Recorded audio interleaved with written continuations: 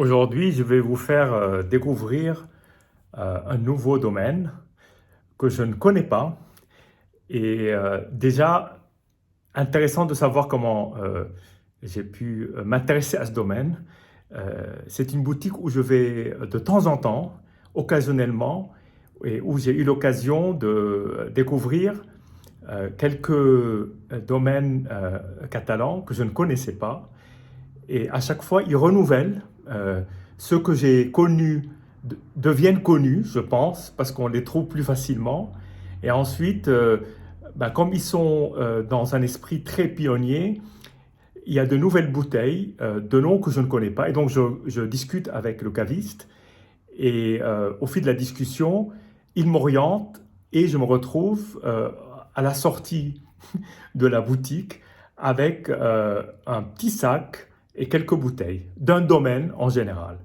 Là, en l'occurrence, c'est là où j'ai connu un domaine qu'aujourd'hui j'apprécie beaucoup, qui s'appelle Sikus, qui est un domaine qui se trouve à quelques kilomètres de la mer Méditerranée, au sud de Barcelone.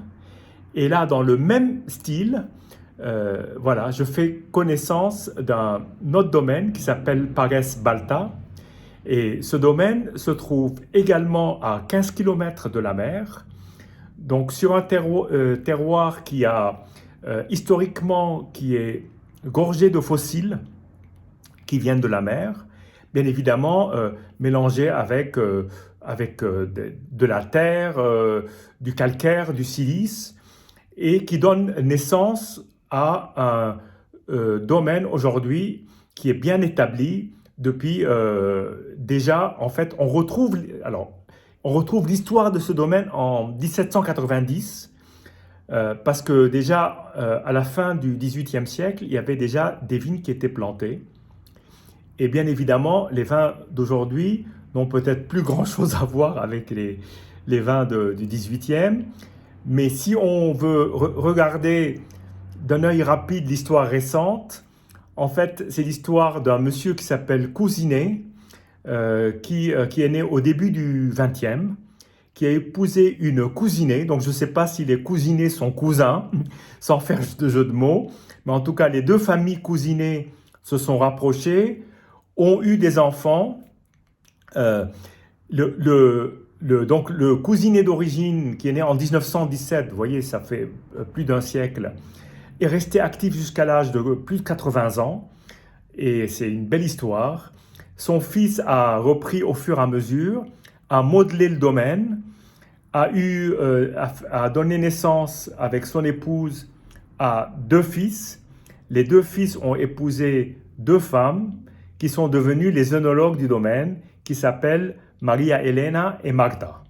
Et ces deux femmes continuent dans la tradition tout en expérimentant, si je puis dire, de nouvelles cuvées dans l'esprit de ce qu'on peut faire aujourd'hui, en tout cas du mieux de ce qu'on peut faire aujourd'hui.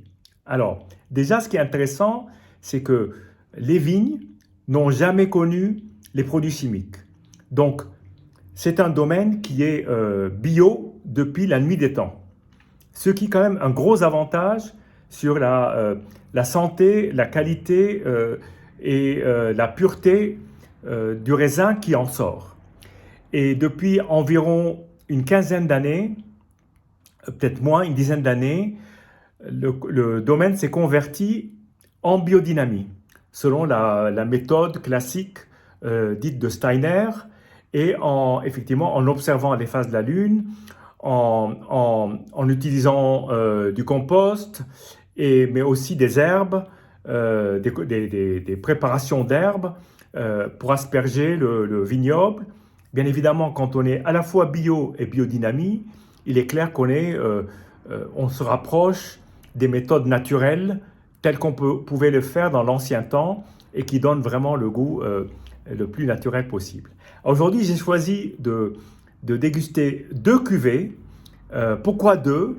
Parce que comme je suis sorti avec deux bouteilles, je me suis dit, tiens, deux cuvées différentes, de manière à déjà avoir une idée du domaine. Alors, dans le domaine, il y a déjà, ce qui est intéressant de savoir, c'est qu'il y a trois gammes de vins. Il y a une première gamme qui est une gamme accessible, je dirais, plus grand public, un peu plus de grand volume. Même ici, on n'est pas dans les très gros volumes. Et d'ailleurs, précise, dans chacune des trois gammes, on trouve à la fois des vins blancs, des vins rouges et des cavas blancs, des cavas rosés. Et donc, en fait, on a toute la gamme de ce qu'on peut trouver dans cette partie, dans cette région de la Catalogne qui s'appelle le Penedès, qui est une région à l'intérieur des terres, pas très loin de la mer. Quand on quitte Barcelone, vers le sud, le sud-ouest, voilà.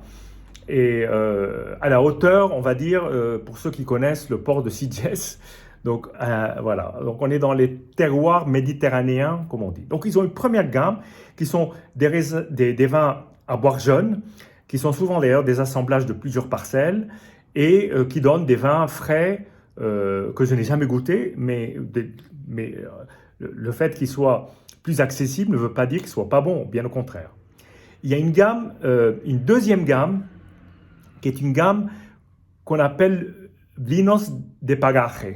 Pagaje, si on veut traduire, en fait, toute la Catalogne est en train de se bourgognoniser, si je puis dire, c'est-à-dire en train de reprendre des idées à la fois de climat, voilà, de cadastre, de climat. Donc, la Catalogne est en train de se cadastrer au niveau des vins, ce qui veut dire qu'on va pouvoir reconnaître un cadastre d'un autre et lui donner des attributs et éventuellement une gamme, pourquoi pas demain des premiers crus et des grands crus. Et donc il y a ces vinos de paraje qui sont des vins de cadastre, c'est-à-dire sur des parcelles bien déterminées. Et enfin, il y a la troisième gamme qu'on va goûter aujourd'hui, qui sont des vins un peu plus des micro-cuvées. En général, c'est de 1000 à 5000 bouteilles par cuvée, donc c'est vraiment des cuvées confidentielles. En volume, c'est comparable à, si on veut prendre un parallèle au volume des cuvées de Guigal dans les grandes côtes rôties, la Mouline, la Turque, la Landonne. Voilà, on est sur entre 1000 et 5000.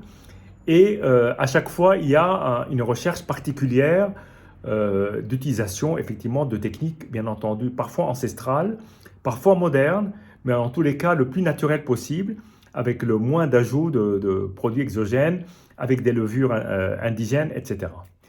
Mais c'est le cas de la plupart des vins du domaine, mais là, il y a un soin un peu plus particulier. Donc aujourd'hui, nous allons en fait déguster un premier vin. Voilà, je vais partager avec vous un premier vin qui s'appelle Satellite, qui est un vin à 100% de Carignan blanc. Donc c'est un vin blanc sec, en 2018.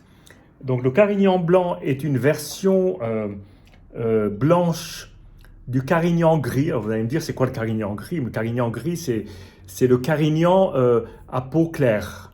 Et le Carignan blanc est un Carignan gris à peau encore plus claire. Donc là, on est effectivement sur un cépage atypique qu'on retrouve en France pour l'essentiel dans le Languedoc, rarement en monocépage, souvent assemblé. Et le second vin, c'est un vin qui s'appelle Amphora Brisat. Alors, Amphora Brisat, ça veut dire un vin en amphore. Brisat, ça veut dire avec les peaux. Donc, c'est une macération comme un vin rouge. C'est un vin blanc, sec.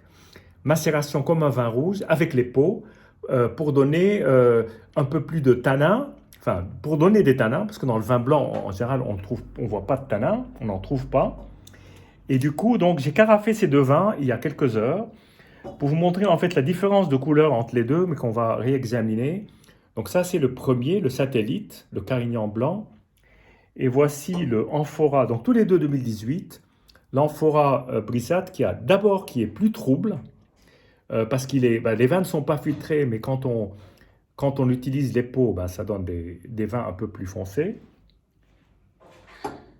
Et puis, donc, on a effectivement deux vins très différents, le deuxième étant un Ciarello. Alors, commençons par le premier. Donc là, on est sur une couleur bien dorée. Je vais voir que je ne me trompe pas. Voici le deuxième, parce que des fois, on peut mélanger les verts. Donc, une couleur plus foncée. Donc là, on est sur une couleur très dorée, assez belle.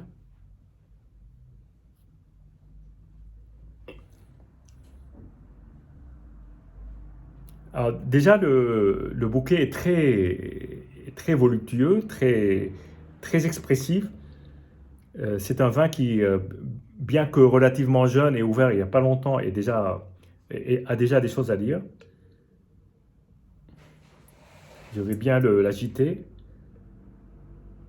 Et là, on a un assez curieux mélange à la fois d'épices un peu exotiques, un peu indiennes, comme du curry, du cumin, mais aussi un côté très floral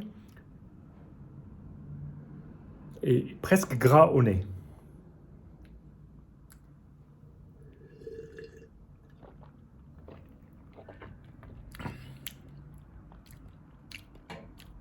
Alors, on dit souvent que les vins méditerranéens ont un côté salin, et c'est vrai, ce vin ne déroge pas à la règle.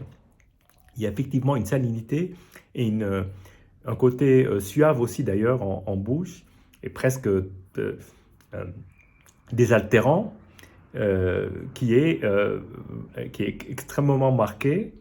Et puis il y a une belle attaque en bouche et, une belle acidité avec ce côté salin et puis ce côté fruit exotique que je trouve globalement ça fait un cocktail assez détonnant.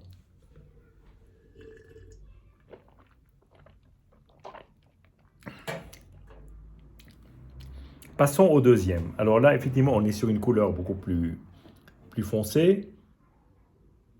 Au nez, alors ça n'a plus rien à voir. Ben, ça n'a plus rien à voir. On retrouve certaines caractéristiques du premier, mais là, on est plus sur des épices, beaucoup plus. Poivre, curry, nez plus discret, assez étonnamment. Mais là, effectivement, là, c'est presque un nez truffé. Et les fruits, faut aller les chercher. En tout cas, un très beau nez. Euh, Très inhabituel.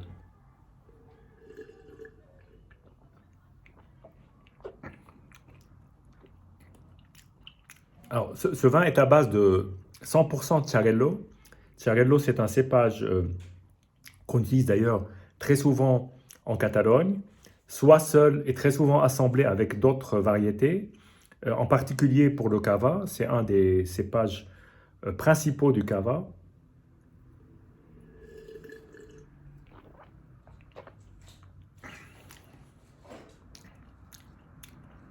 Alors, il est assez surprenant. Euh, L'attaque est extrêmement vive. Là, je crois que je le déguste à la bonne température. Extrêmement vive. Ce côté épicé, épice exotique qui ressort assez fortement. Et puis, il est, il est plus structuré, il y a plus de mâche, on sent les tanins d'un vin de macération avec les peaux. Et puis surtout, il y a un développement en bouche qui est assez puissant. Euh, c'est vraiment un vin qui ira, je pense, parfaitement avec un plat, même s'il peut se déguster en apéritif, mais c'est un vin qui est quand même assez capiteux, assez long, assez structuré et qui a beaucoup de choses à dire. Voilà. Donc, deux vins très différents, mais qui sont quand même la marque ou la signature d'un domaine qui est en tout cas très innovant, mais en même temps avec un très grand pied dans la tradition.